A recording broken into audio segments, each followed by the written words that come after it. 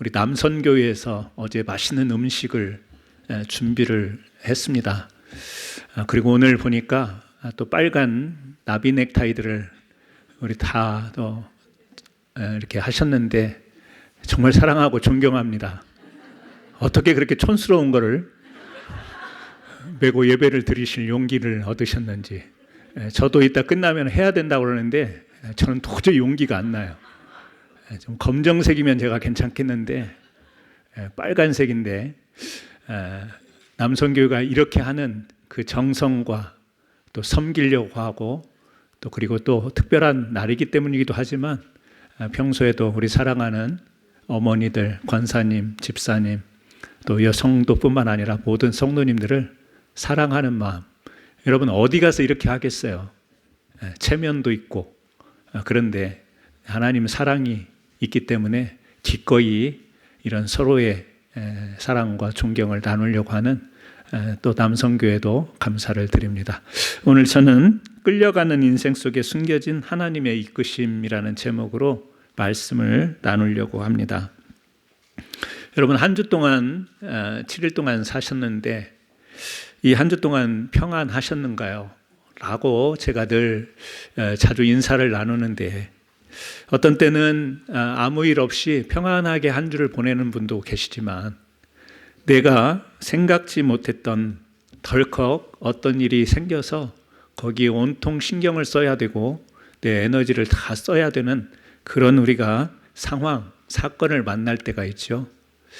가만히 보면 우리의 삶을 내 의지, 결단으로 내가 주도해 가면서 살아가는 것 같지만 어떻게 보면 우리는 상황이나 사건에 이끌림 당하는 삶을 살 때가 더 많지 않나. 그것을 일주일 단위가 아니라 우리의 지난 인생을 펼쳐놓고 보면 여러분 계획하고 바라고 원했던 대로 그렇게 삶이 흘러왔습니까? 아니면 내가 생각지도 못했고 너무 당혹스럽고 정말 어떻게 해야 될지 모르는 수많은 일들에 끌려서 지금까지 인생이 오셨습니까? 여러 가지 많이 생각이 교차하겠지만 가만히 우리 삶을 들여다보면 내가 삶을 주도해가는 그런 삶보다는 뭔가에 끌려가는 삶을 많이 사는 것이 아닌가 이런 느낌을 지울 수가 없습니다. 오늘 본문에 등장하는 이제 바울과 실라, 하나님께서 성령을 통하여 이제 이들을 유럽으로 인도를 하시죠. 빌립보라고 하는 곳으로 인도를 하셨습니다. 그런데 이 빌립보에서 어떤 일이 생겼냐면 이 복음을 전하려고 했던 이 바울과 실라에게 이제 기다리지 않았던 원치 않았던 일이 발생을 합니다. 그동안에도 그런 험난한 일을 겪기는 했지만 이제 군중에게 붙잡히고 또 옷이 벗겨지고 매를 맞고 결국에는 감옥에 갇히는 일을 이제 경험하게 됩니다. 하나님이 이 바울이 아시아로 가려고 했던 그 길을 막으시고 이제 마게도냐, 유럽을 향해서 복음을 전파하도록 그렇게 인도하셨잖아요. 그렇게 이끄셨잖아요.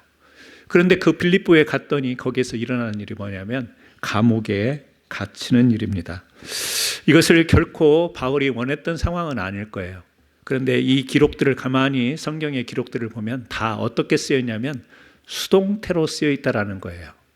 바울과 실라가 주도적으로 이렇게 선택하는 삶이 아니라 수동태, 당하는, 이끌리는 그런 삶의 모습으로 성경은 기록이 되어 있습니다.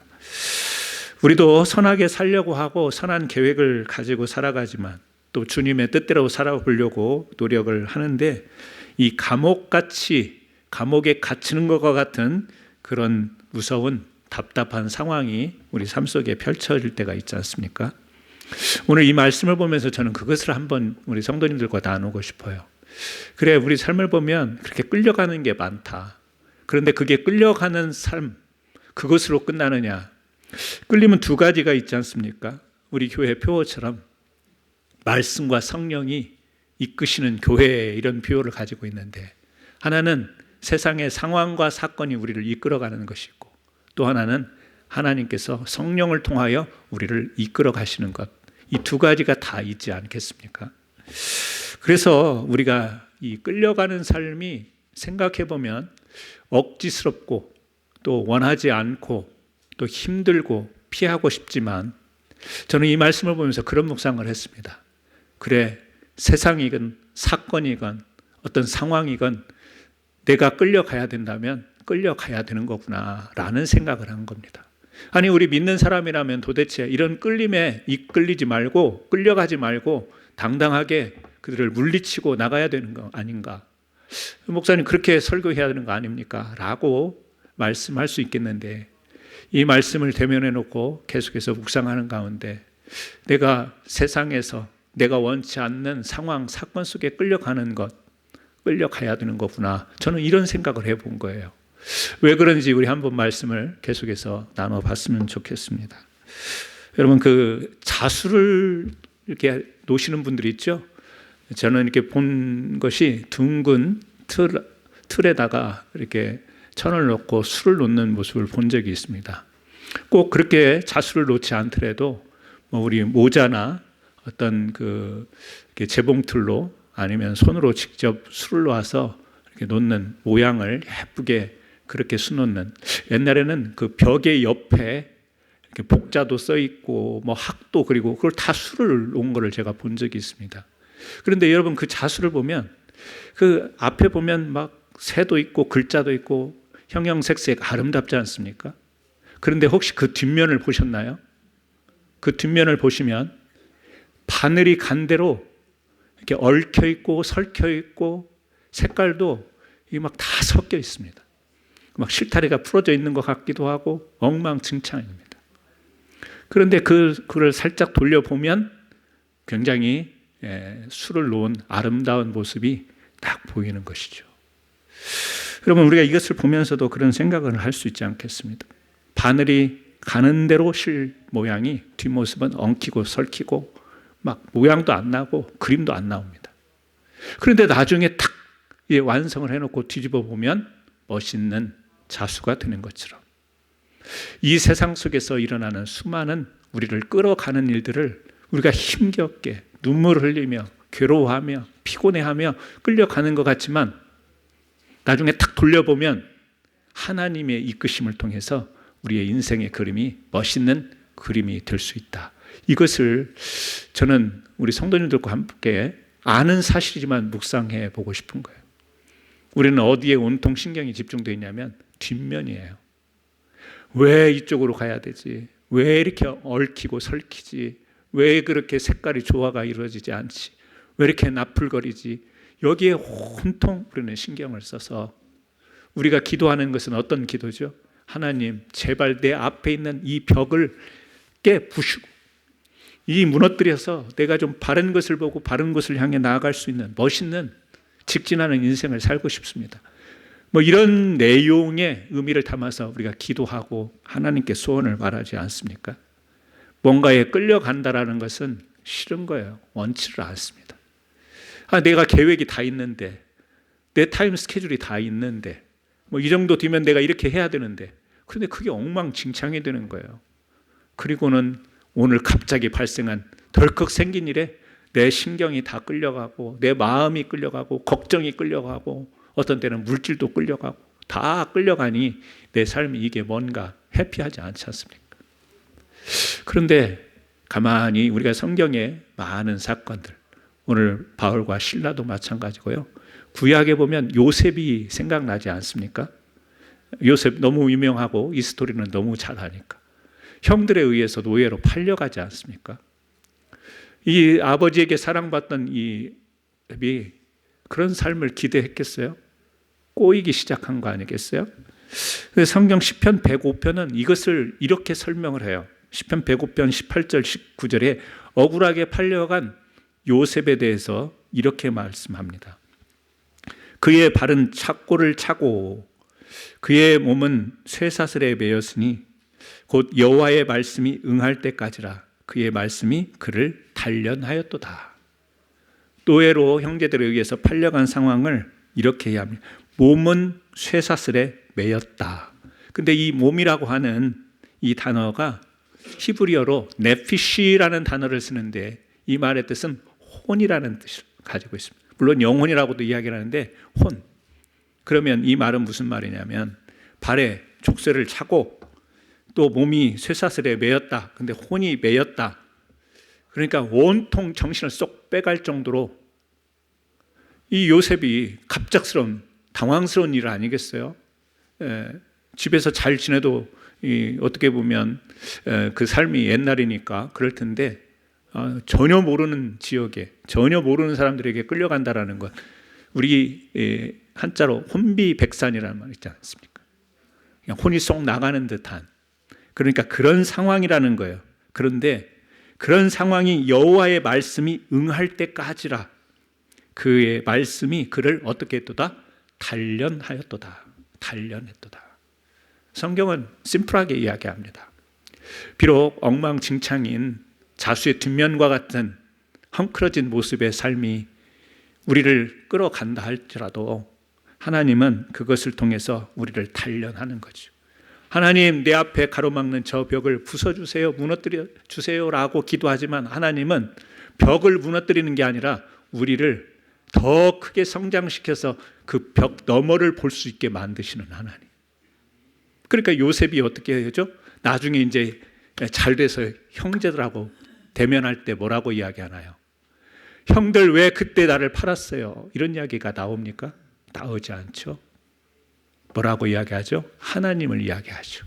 이때를 위해서 하나님이 나를 준비시킨 모양이다. 나를 먼저 애굽 땅으로 하나님이 인도해 주신 모양이라고. 뭐예요? 이 담 너머까지 성장한 이 요셉의 말이었어요. 여러분, 계속해서 우리는 앞에 있는 이 끌려가는 이 상황만 생각하면 이런 이야기가 나올 수가 없습니다. 이런 고백을 할 수가 없는 거예요. 뭐가 있나요? 우라가 찬, 한이 맺힌, 상처가 된 이야기가 계속 나올 거예요. 성장하지 못하면. 그 벽을 넘어서서 앞을 하나님이 보여주신 그 하나님의 이끄시는 길을 못 보면 계속 평생 동안 상처가 되고 형들을 보자마자 어떻게 하려고 하는 이 안갚음의 마음이 가득 찼을 거라고요. 그런데 어떻게 되죠? 하나님의 이끄심을 경험하잖아요. 아, 하나님이 이끄셨구나. 형들에 의해서 그 노예로 끌려왔지만, 끌려가는 삶을 살았지만 나중에 계속해서 그 시간 과정 속에서 하나님이 나를 단련시키고 가만히 보니까 하나님이 나를 이끄셨네. 자수의 모습으로 요셉이 보게 된 거예요. 여러분, 너무 힘들어서 울 때도 있죠. 지칠 때도 있지 않습니까? 다윗도 울었고요. 요셉도 울었습니다. 예수님도 울었어요. 고로 우리도 울어요. 얼마나 마음으로 여러분 많이 우세요. 힘들어서, 고단해서. 특히 어머니들은 이 가정을, 또 남편과 자식을 위해서, 가정을 위해서 얼마나 많은 눈물로 표현되는 속상함, 힘듦, 책임감, 이런 것들이 있었겠어요. 내 인생이 그냥 결혼과 동시에 한 집안에 끌려가는 듯한 그런 삶을 사는 것 같지만 하나님 은혜 안에서 예배를 드리고 묵상하다 보니 하나님의 이끄심이었구나, 이것을 발견하는 우리 어머니들 아니겠어요?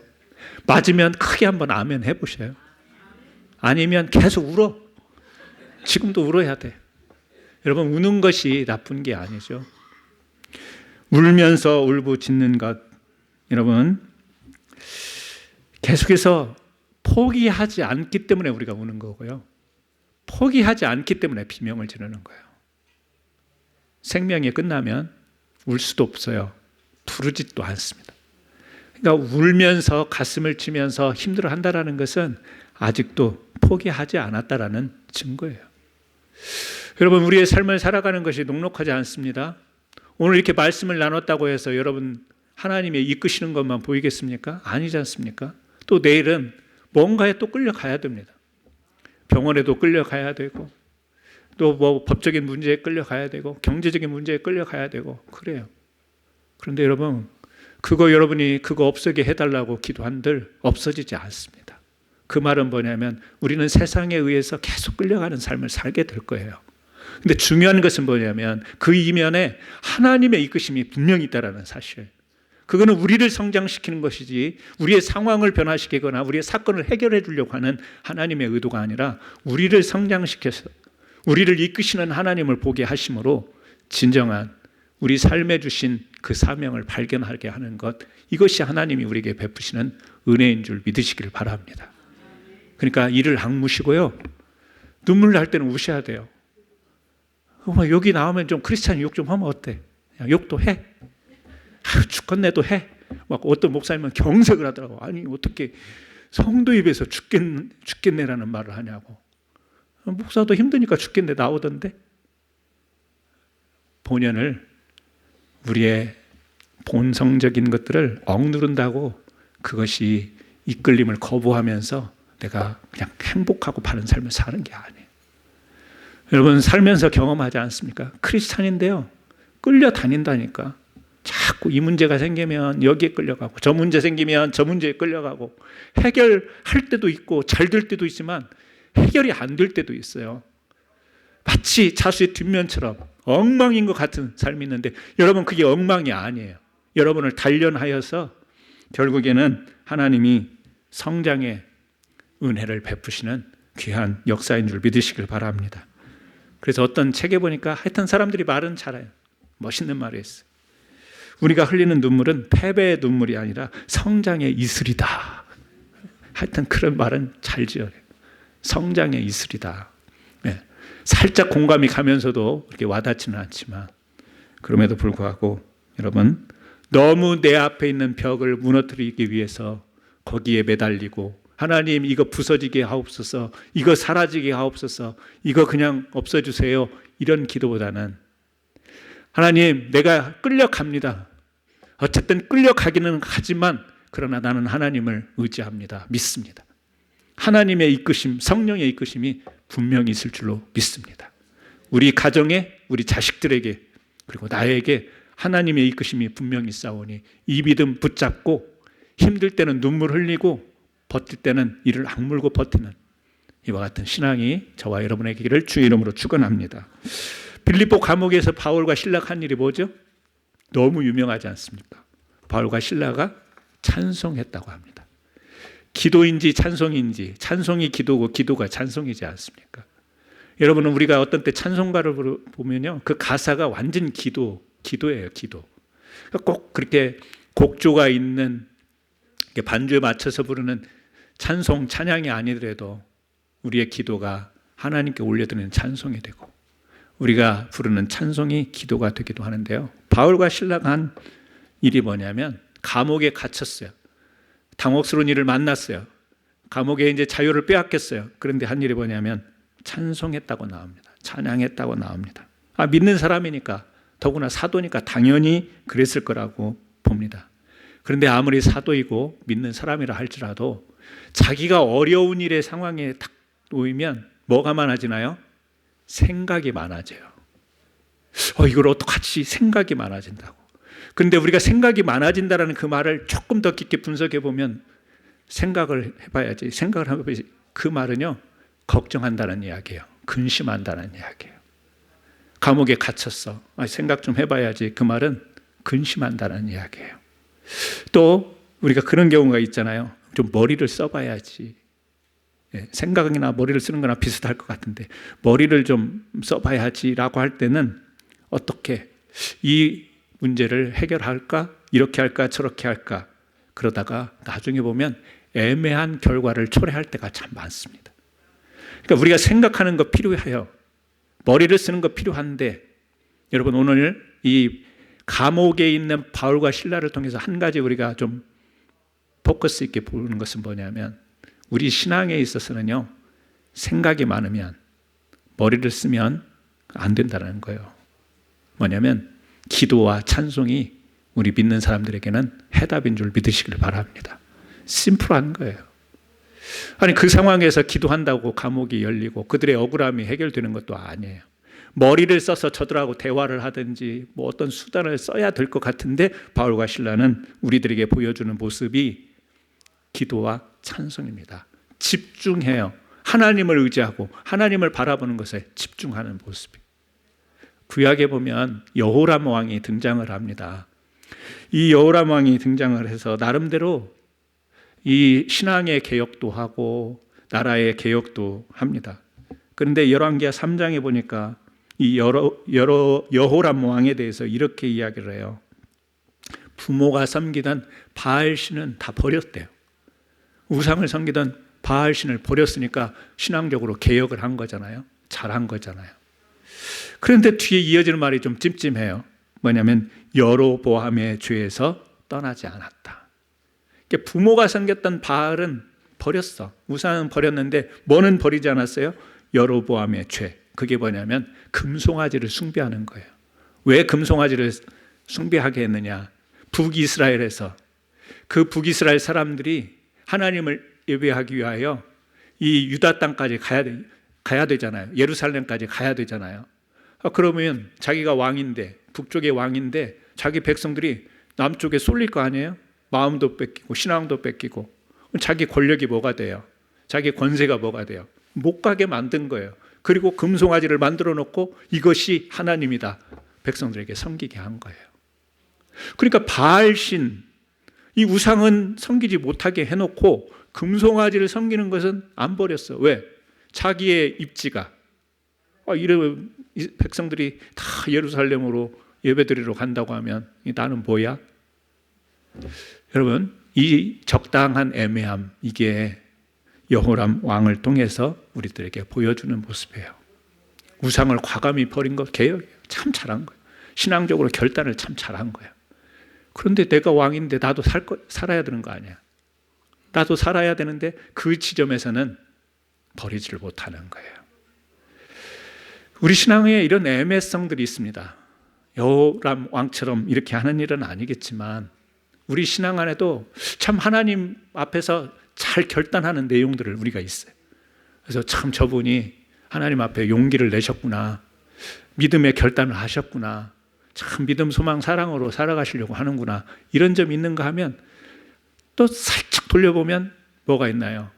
나라고 하는 존재를 버리지 못하는, 내게 이 연관되어 있는 그 이익의 관계를 쉽게 내가 청산하지 못하는, 아니 먹고 사는 문제를 이익이라고 표현할 수는 없죠.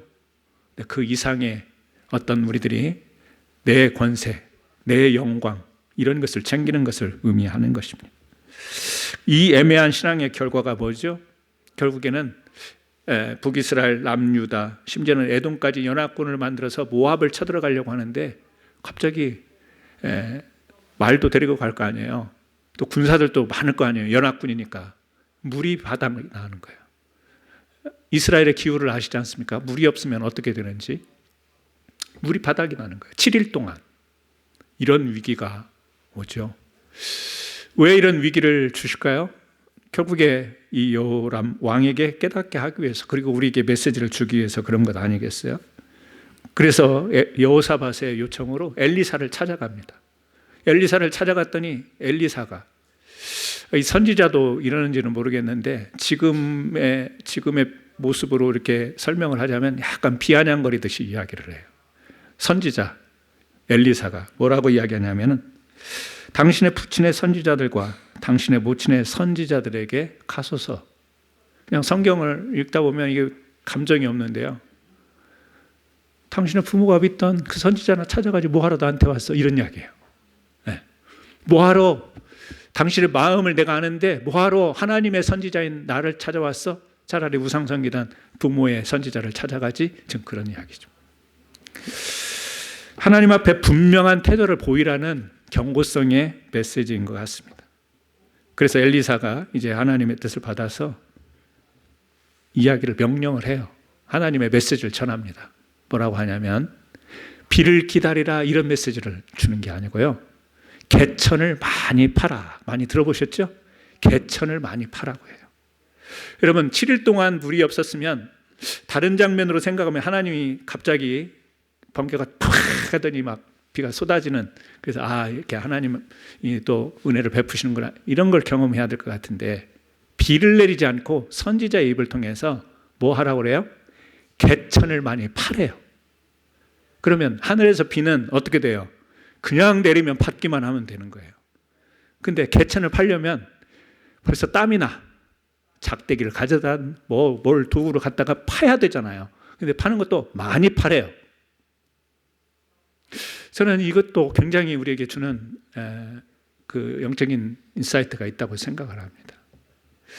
은혜 그러면 내려주시는 은혜인데 어떤 은혜는요, 우리가 깊게 파고 넓게 파고 많이 파야 되는 이런 은혜도 있어요.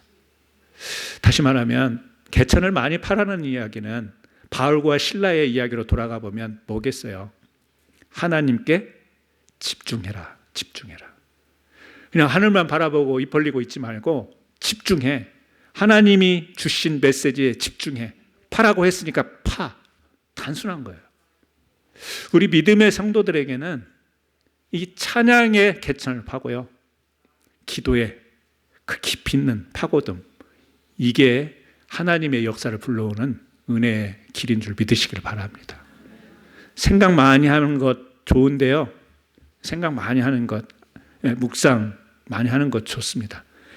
이런 어떤 상황 가운데서, 우리가 살아가는 상황 가운데서, 끌려가야 되는 상황 속에서는 생각보다는 찬송이 많은, 여러분 머리씀보다는 기도가 하나님의 역사를 일으키는 좋은 방편임을 기억하시기 바랍니다. 찬송하는 것 쉽지 않습니다. 기도하는 것 쉽지 않습니다. 찬송은 부르는 거니까 뭐 쉽죠. 듣기도 하고. 여러분, 듣는 찬양은 쉬워요. 근데 여러분 부르는 찬양은 쉽지 않았습니다. 저는 여러분들에게 찬송을 부르기를 권고드립니다. 찬송을 부르세요.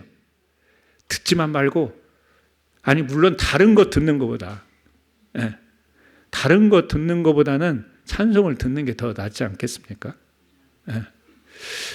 뭐 여러 가지 음악의 종류가 많은데 다른 것도 우리에게 유익을 주기도 하고 교양을 주기도 하고 많은 것들이 있지만, 듣는 것만으로도 우리에게 힘이 될 수 있지만, 여러분 개천을 많이 파라고 하는 것처럼 하나님을 깊게 찬송하고 아멘하고 기도하고, 여러분 하나님이 집중케 하시는 은혜를 우리에게 주실 줄로 믿습니다. 어느 성도님 이야기인데요, 이게 사실인지 아닌지는 모르겠어. 사실인지 아닌지는 모르니까 여러분이 감안하고 들으세요. 어떤 목사님이 설교를 하면 우리 설교자들의 말투가 있잖아요. 또 지방에 따라서, 출신 지방에 따라서 사투리가 있지 않습니까? 근데 이 목사님이, 저는 모르겠어요, 경상도 분이 이렇게 발음하는지는 모르겠는데 경상도 분이래요. 근데 목사님이 설교할 때마다 은혜 받으세요 이 죄를 이자를 붙인대. 이자. 그러니까 말끝마다 이 하는 거 있잖아요. 밥 먹었어요 이 이자. 이 성도님이 설교를 들으면서 이게 걸리는 거야. 이만 안 하면 되게 좋겠는데 너무 거슬려. 뭔 말 할 때마다 뒤에 이 이러니까, 알았어요 이? 알았어요? 그러면 되는데 알았어요 이? 하니까 이게 거슬리는 거지. 그냥 너무너무 바드가 되는 거예요. 그래서 이분 마음이 교회를 옮길 수도 없고, 그래서 이 할 때마다 무슨 생각을 하냐면, 내가 그때 그냥 아멘을 해버리자. 듣기 싫으니까 그냥 내 속으로 아멘 하면 그 상쇄할 거 아니에요? 아멘, 내 속으로 하는 그 소리에 이가 상쇄돼서 안 될 거 아니에요? 그러니까 알았어요 이 하면 아멘, 그냥 속으로. 근데 그분이 그 교회 아멘 대장이 된 거예요. 근데 듣기 싫어서 말도 안 되는 억지스러운 아멘을 했는데, 그분의 그 아멘이 계속해서 목사님이 언제 일을 하는가 보자 하고 집중을 한 거예요. 들으면서 이때쯤 일을 할까 하고 집중하다 보니까요, 나중에 말씀에 집중을 하게 되고, 또 마음속으로지만 아멘을 하다가 큰 은혜 받았다는 이야기. 믿든지 말든지. 여러분, 집중하면 집중 가운데서 하나님이 역사하시는 은혜가 분명히 있습니다. 여러분 힘들고 생각이 많아지고 머리를 많이 써야 될 때 찬송해 보세요. 기도해 보세요. 하나님의 역사가 저는 있다고 믿고, 또 오늘 말씀을 통해서 우리에게 전달하는 바가 감옥에서 한 일이 찬송했다라는 거예요. 어떻게 됐나요? 옥문이 열렸어요. 옥문이 열렸는데, 자, 옥문이 열렸으면 어떻게 해야 되나요? 바울과 실라가 다음 이제 행동은 어떤 행동으로 이어져야 되나요? 봐라 그러면서 옥문을, 과감히 열린 옥문을 통과하고 나와서 사람들을 보면서 하나님이 이렇게 위대하신 하나님이야 짠하고, 아니면 열렸네 하고 정신없이 그 위기의 상황을 벗어나려고 뛰어가든지. 1번일까요? 2번일까요? 1번도 답이 아니요, 2번도 답이 아니에요. 정답은 3번이에요. 3번은 뭐죠? 그 자리에 머물러 있었어요. 감옥에 갇혔는데, 끌려왔는데 문을, 찬송 가운데서 문이 열렸어요. 그러면 이제 하나님의 이끄심을 받을 차례잖아요. 끌려왔다가 감옥에 갇혔다가 감옥 문이 열렸으니까 이제 하나님의 인도하심 따라 나가면 되는데, 바울과 실라는 그 자리에 머물러 있어요. 이 장면이 이 오늘 본문 말씀의 핵심인 거죠. 자유가 주어졌지만, 이 풀림의 상태가 됐지만 그 자리를 떠나지 않아요. 왜 그렇죠? 사명이 있기 때문에 그래요. 어떤 사명이 있나요? 복음을 전하는 사명이었어요. 감옥에 끌려오는 것이 싫었지만 하나님의 이끄심은 그 감옥에서 간수에게 복음을 전하는 이끄심이었다는 사실인 거예요. 우리가 볼 때는 뭐만 보나요? 감옥에 끌려가는 것만 보지. 그런데 그 감옥의 간수에게 복음을 전하기 위해서 하나님이 이끄셨다는 것은 보이지 않을 수가 있잖아요. 바울과 실라는 영적으로 그걸 바로 깨달은 거예요. 안 거죠. 우리가 이 자리에서 떠나갈 일이 아니다. 그리고 오히려 이제 책임 문제 때문에 간수가 자결하려고, 나중에 이 책임을 물고 분명히 책임을 당해야 될 거니까, 그럴 때 바울과 실라가 말리지 않습니까? 그렇게 하지 말라고. 그러면서 뭐라고 이야기하는?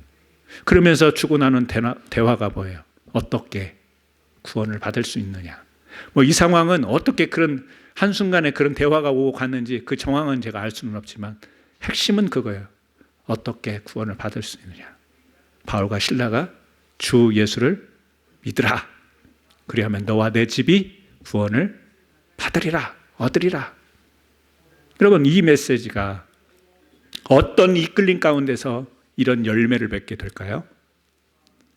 그냥 끌려 감옥에 매맞고 붙들리고 옷도 찢기고 끌려갔던 데서 이 복음의 열매가 맺힌 거예요.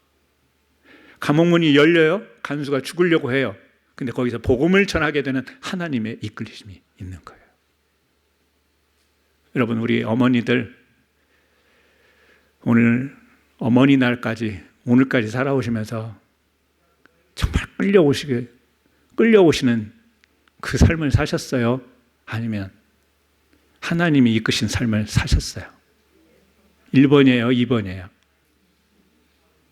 아니, 설교 다 듣고 대답을 못 하시면 어떡해요?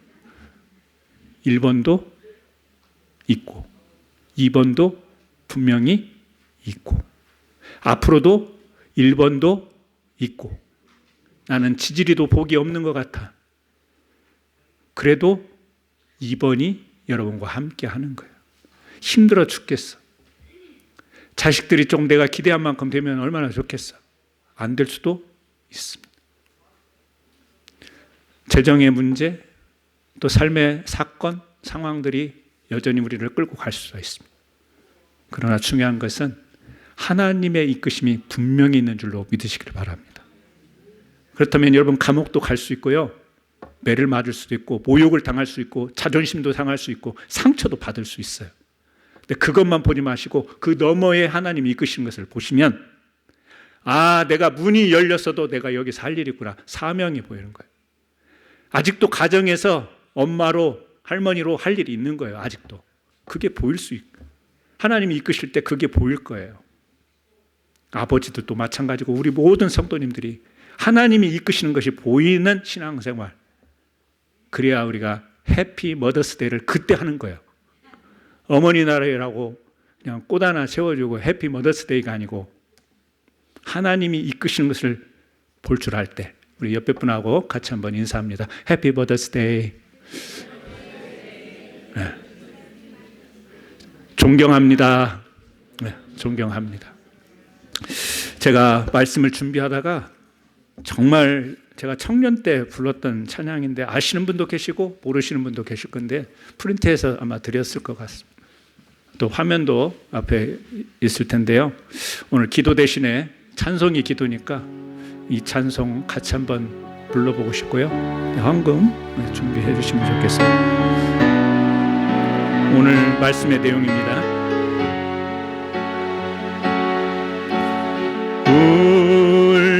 울고 있는 형제여 왜 찬송을 잊었는가.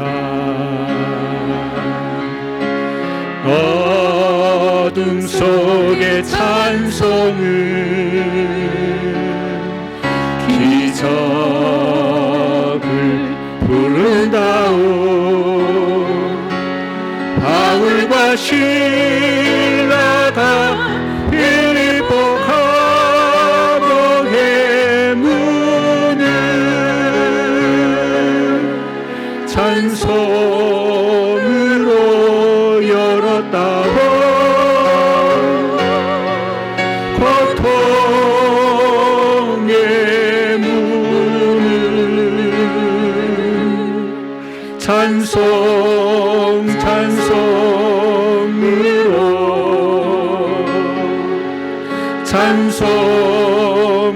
찬송으로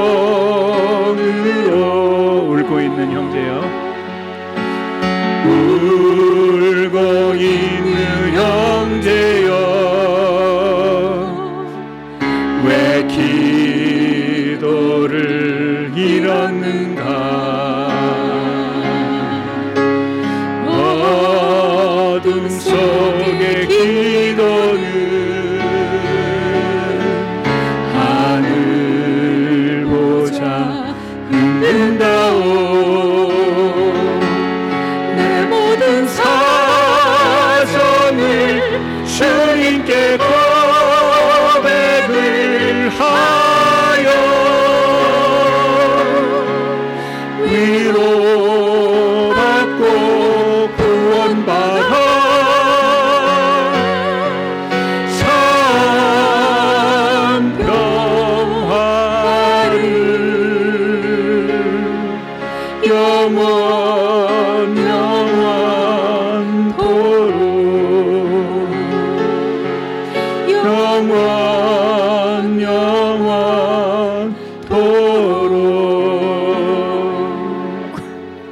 기도하겠습니다. 봉헌 기도와 올라서 기도합니다.